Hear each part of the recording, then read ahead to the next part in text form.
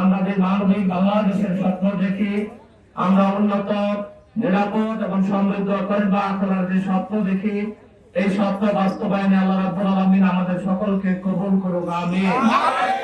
আগামী 12 ফেব্রুয়ারি যে নির্বাচন অনুষ্ঠিত হতে যাচ্ছে, এই নির্বাচন হলো বাংলাদেশের রাজনীতির জন্য অনেক গুরুত্বপূর্ণ একটি নির্বাচন। 4.5 কোটি তরুণ ভোটারের জীবনের ইতিহাসে তারা প্রথম ভোট প্রদান করবে।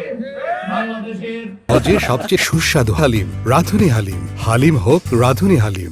অসংখ্য বনি আদম 17 বছর নির্বাচনে অংশগ্রহণ করতে পারে নাই, তারাও নির্বাচনে অংশগ্রহণ করবে ইনশাআল্লাহ। এই বাংলাদেশের আমরা যে স্বপ্ন দেখি, একটি নতুন বাংলাদেশ।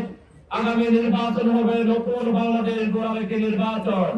আগামী নির্বাচন হবে দেশের উন্নয়নের একটি নির্বাচন।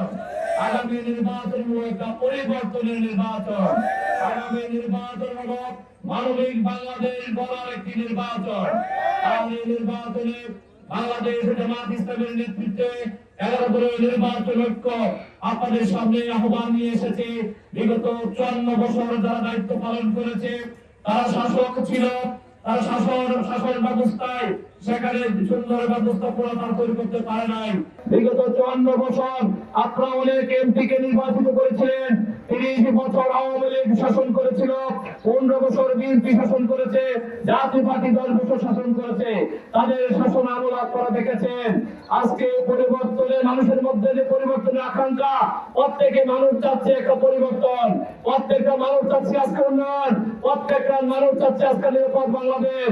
আজকে আমাদের এই আকাঙ্ক্ষা বাস্তবায়ন করতে হলে পরিবর্তনের স্লোগান যারা আমাদের সামনে নিয়ে এসেছে, তাদের ছাড়া বিকল্প কি আমাদের কাছে আর আছে? আজকে সকল কিছুর বিকল্প হলো জামাত ইসলামী, সকল কিছুর বিকল্প মার্কা হলো দাঁড়িয়ে পাল্লা। একমাত্র দাঁড়িয়ে পাল্লা এই সমাজকে পাল্টে দিতে পারে।